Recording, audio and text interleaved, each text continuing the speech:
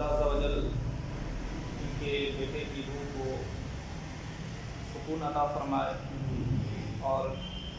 اس کے قبر پر اپنی رحمت و انوار کی بارش برسائے۔ اسی حوالے سے 2-4 منٹ کچھ باتیں آپ کے سامنے پیش کرتا ہوں۔ خطبہ مسنونہ کے بعد میں نے جس آیت کریمہ کی تلاوت کی، اللہ عز و جل ارشاد فرماتا ہے وَلَنَبْلُوَنَّكُمْ بِشَيْءٍ مِّنَ الْخَوْفِ وَالْجُوعِ وَنَقْصٍ مِّنَ الْأَمْوَالِ وَالْأَنفُسِ وَالثَّمَرَاتِ۔ اس کا معنی یہ ہے کہ ہم ضرور تمہیں آزمائیں گے بِشَيْءٍ مِّنَ الْخَوْفِ، کچھ ڈر سے، وَالْجُوعِ اور کچھ بھوک سے، وَنَقْصٍ مِّنَ الْأَمْوَالِ اور کبھی مال میں کمی کر کے، وَالْأَنفُسِ وَالثَّمَرَاتِ اور کبھی جان اور پھلوں میں کمی کر کے۔ اس آیت کریمہ میں اللہ رب العزت نے صاف طور پر ارشاد فرما دیا کہ ہر ایک کو زندگی کے کسی نہ کسی موڑ پر کسی نہ کسی صورت میں ضرور آزمایا جائے گا۔ آزمانے کی صورت کیا ہوگی اس کے بارے میں اللہ نے ارشاد فرمایا کہ کبھی کسی کو کسی چیز کے ڈر سے آزمایا جائے گا اور کبھی کسی کو مال میں کمی کر کے آزمایا جائے گا اور کبھی کسی کو جان میں کمی کر کے آزمایا جائے گا اور کبھی کسی کو پھلوں میں کمی کر کے آزمایا جائے گا۔ اس سے تو صاف ہو گیا کہ ہر شخص کو اپنی زندگی میں آزمائش سے گزرنا ہی ہوگا۔ اگر کوئی یہ چاہے کہ ہم ساری دنیا کی قوت، مال و دولت حاصل کر کے ان آزمائشوں سے بچ جائیں، پھر بھی وہ بچ نہیں سکتا ہے، اس لیے کہ جس نے ہمیں پیدا کیا اس نے بتا دیا ہے کہ ہم ضرور تمہیں آزمائیں گے۔ تو ہر ایک کو اس آزمائش کے لیے تیار رہنا چاہیے، ہر ایک کو اس آزمائش کے لیے تیار رہنا چاہیے۔ اب رہی یہ بات کہ یہ بات تو ٹھیک ہے کہ ہمیں آزمایا جائے گا، اس آزمائے جانے کی صورت میں ہمیں کرنا کیا ہے؟ اس کے آگے خود اللہ نے ارشاد فرما دیا کرنا کیا ہے، وَبَشِّرِ الصَّابِرِينَ الَّذِينَ إِذَا أَصَابَتْهُمْ مُصِیبَةٌ، کہ جنہیں آزمایا جائے گا ان کی 2 صورتیں ہوں گی، ان کی 2 حالت ہوں گی۔ ایک تو وہ ہوں گے جو ان آزمائشوں پر صبر کریں گے، ان آزمائشوں پر اللہ کا شکر ادا کریں گے، اور ایک وہ ہوں گے جو ان آزمائشوں پر صبر نہ کر کے خدا کی بارگاہ میں شکایت کریں گے، خدا کی بارگاہ میں شکایت کریں گے، جزا فضا کا اظہار کریں گے، پریشانی کا اظہار کریں گے، گھبراہٹ کا اظہار کریں گے، غم آنے کی وجہ سے اپنے سر کے بال کو نوچیں گے، اپنے سینے کو پیٹیں گے۔ 2 طرح کے لوگ ہوں گے۔ تو وہ لوگ جو صبر نہ کریں گے ان کی بات الگ ہے، جو صبر کریں گے ان کے متعلق اللہ نے ارشاد فرمایا وَبَشِّرِ الصَّابِرِينَ الَّذِينَ إِذَا أَصَابَتْهُمْ مُصِیبَةٌ، صبر کرنے والوں کو خوشخبری دے دو،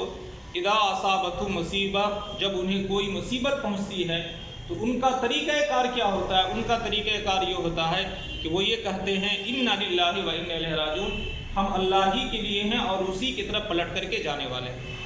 اس آزمائش سے نکالنے والا بھی اللہ ہے اور اس آزمائش میں ڈالنے والا بھی اللہ ہے۔ ہم پوری طاقت لگا کر کے بھی اس آزمائش سے نکلنا چاہیں تو اس آزمائش سے ہمیں کوئی نہیں نکال سکتا۔ جب کسی بندے کی یہ کیفیت ہو جاتی ہے کہ پہلے اس پر آزمائش آئے، پھر اس کے بعد ان آزمائشوں پر وہ صبر کرے اور صبر کرنے کے ساتھ ساتھ اللہ کا شکر ادا کرے، تو اب اللہ رب العزت ایسے بندوں کے بارے میں فرما رہا اولئک علیہم صلوات من ربہم ورحمہ، یہ وہ بندے ہیں جن پر اللہ رب العزت کی جانب سے رحمت نازل ہوتی ہے اور مغفرت نازل ہوتی ہے، وَأُولَٰئِکَ هُمُ الْمُهْتَدُونَ، اور یہی لوگ ہدایت یافتہ۔ تو ہمیں سمجھ میں آ گیا کہ صبر کے علاوہ ہمارے پاس کوئی چارہ بھی نہیں ہے۔ ان آزمائشوں پر، ان مصیبتوں پر، موت پر یا پھر کسی طرح کی کوئی نقصان پر ہمیں صبر کرنے کے علاوہ کوئی چارہ بھی نہیں ہے۔ اور صبر کرنے میں تو ایک مومن کے لیے دنیا میں بھی بھلائی ہے اور آخرت میں بھی بھلائی ہے۔ رسول اللہ صلی اللہ تعالیٰ علیہ وسلم کی ایک حدیث ہے، نبی پاک صلی اللہ تعالیٰ علیہ وسلم نے ارشاد فرمایا کہ اللہ اگر کسی بندے کے ساتھ بھلائی کا ارادہ فرماتا ہے تو اس بندے کو آزمائش میں مبتلا کر دیتا ہے۔ اور آپ اللہ کی نیک بندوں کی تعریف اٹھا کر کے پڑھے، انبیاء کرام کی تعریف اٹھا کر کے پڑھے، اولیاء کرام کی تعریف اٹھا کر کے پڑھے، جو جتنے اللہ کے محبوب ہوئے وہ اتنی زیادہ مصیبتوں کا سامنا کیے، وہ اتنی زیادہ پریشانی کا سامنا کیے۔ آپ خود اپنے نبی پاک صلی اللہ تعالی علیہ وسلم کی زندگی کو اٹھا کر کے دیکھیے، خاص کر کے یہ واقعہ معراج کیوں ہوا تھا۔ واقعہ معراج ہونے کی پیچھے وجہ یہی ہے کہ رسول اللہ صلی اللہ تعالی علیہ وسلم کو کفار مکہ کی جانب سے اتنے زیادہ غم اور دکھ دیے گئے تھے کہ اللہ رب العزت رسول اللہ صلی اللہ تعالی علیہ وسلم کو خوش کرنے کے لیے اور آپ کے دل کو خوش کرنے کے لیے اللہ نے جو ہے اپنی زیارت کے لیے، اپنے دیدار کے لیے بلایا، تاکہ رسول اللہ صلی اللہ علیہ وسلم یہ جو کفار مکہ کی جانب سے غموں کے پہاڑ اپنے اوپر برداشت کر رہے ہیں، یہ غموں کا پہاڑ اس کے مقابلے میں کچھ بھی نہ رہ جائے۔ جب وہ اللہ کے اپنی آنکھوں سے دیدار کرے تو پھر ان کے سامنے یہ غم کے پہاڑ سب کے سب بالکل بادل کی طرح چھٹ جائے۔ اور بھی بہت سارے انبیاء کرام کی تاریخ دیکھیے، حضرت عیسیٰ علیہ السلام کے متعلق اٹھائیے، حضرت موسیٰ علیہ السلام، حضرت زکریا علیہ السلام، حضرت ایوب علیہ السلام، ان سارے محبوب بندے جو بھی ہیں، ان سب کی زندگی میں آزمائش آئی ہے،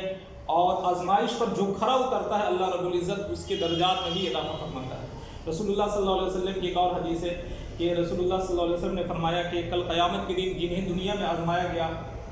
اور ان آزمائشوں پر انہوں نے صبر کیا، تو جب ان کا حساب و کتاب ہوگا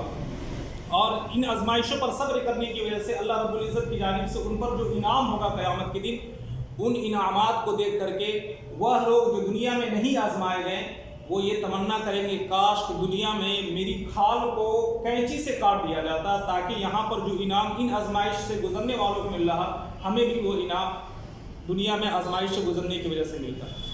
تو ہمیں یہ طے کر لینا چاہیے کہ آزمائش سے ہمیں ہر حال میں گزرنا ہے، اور ان آزمائشوں سے نکالنے والی ذات صرف اور صرف اللہ رب العزت کی ذات ہے، اور ان آزمائشوں پر صبر کرنے کی وجہ سے دنیا میں بھی ہمیں اللہ بھلائی عطا فرماتا ہے اور آخرت میں بھی اللہ ہمیں بھلائی عطا فرمائے گا۔ تو ایک مومن کا طریقہ اور ایک مومن کی پہچان یہی ہونی چاہیے کہ مصیبتوں پر گھبرائے نہیں، بلکہ جب بھی اس کے سامنے کسی طرح کی کوئی مصیبت آئے تو وہ اپنے زبان سے بے اختیار یہ کلمہ کہے انا للہ و انا الیہ راجعون، ہم اللہ ہی کے لیے ہیں اور اسی کی طرف پلٹ کر کے جانے والے۔ استغفر اللہ رب